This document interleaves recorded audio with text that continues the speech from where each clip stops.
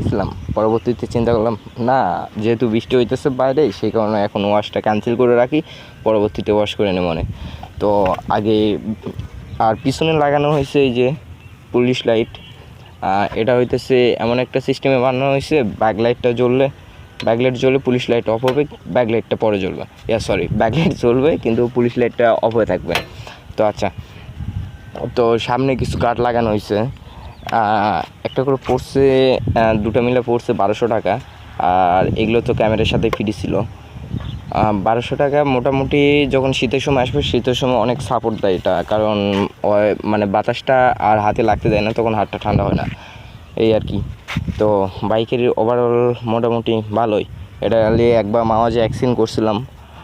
মাওয়াতে যায় তখন চিকন চাকা তো অনেক কর্নারিং নিতে বলে স্লিপ করছিল।